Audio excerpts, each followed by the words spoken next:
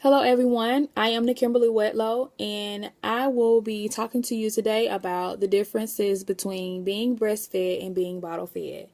I believe that this is a very important topic for males and females because it provides a better understanding on how the two will or will not impact the developmental stages of our children's lives.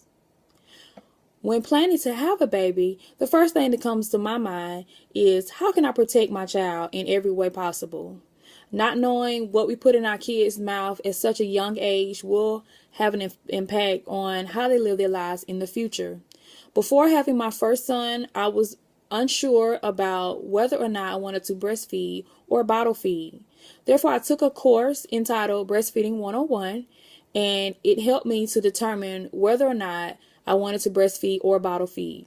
And after taking this class, I fell in love with the idea of breastfeeding my son. For the first 4 months of my first child's life and 8 months of my second child's life, I was successful at breastfeeding. And let me tell you, these months with my kids were enjoyable because I was able to provide them with something that no one else was able to. In a more recent article posted back in April by the International Journey of Childbirth Education, it states that breastfeeding will reduce the risk of childhood obesity. Now, this alone should influence anyone to give breastfeeding a try. I first want to explain the differences between being breastfed and being bottle fed. I will list some of the advantages of the two, and finally, I will list some of the disadvantages of the two. Some of the differences between being breastfed and being bottle fed would be the nutrition and the cost. It is said that breastfeeding has a balanced nutrition and is easily digested by the child. With bottle feeding, some babies have difficulty digesting certain kinds of milk. As far as the cost, breastfeeding, I chose to pump in addition to exclusively breastfeeding my child, and I chose to use this pump for both of my kids, and it ranged between $100 to $250, and that was a one-time fee. Now, with bottle feeding, the cost can run you between $50 to $300 a month to purchase formula, not to mention the other supplies needed for bottle feeding. Determining the nutrition as well as the overall estimated cost is key to helping one to decide whether to breastfeed or bottle feed. However, the advantages are important to know in order to fully understand what to expect.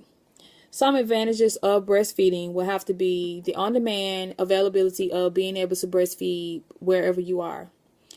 Some advantages of bottle feeding will have to be once you prepare the formula, anyone can help you with feeding your child. In addition to knowing the advantages of the two, it is also important to know the disadvantages. Some disadvantages of breastfeeding is that the mother will be the only one that can feed the child unless the mother decides to pump.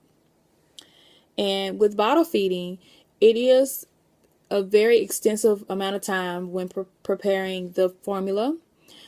Also, like I mentioned before, some of the babies can't adjust to the formula, and you have to switch throughout the formulas to determine which one is best for your child, as well as the different supplies needed from day to day.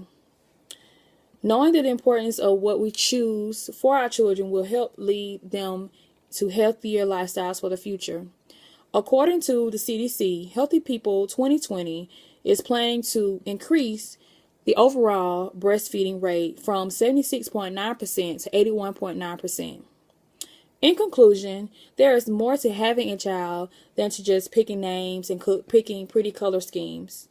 Carefully planning what we feed them has the potential to shape the rest of their lives. Knowing the differences between being breastfed and being bottle fed is the key to understanding what we want for our children. It is also important to weigh your options on and determine the advantages and disadvantages of both breastfeeding and bottle feeding. Thank you.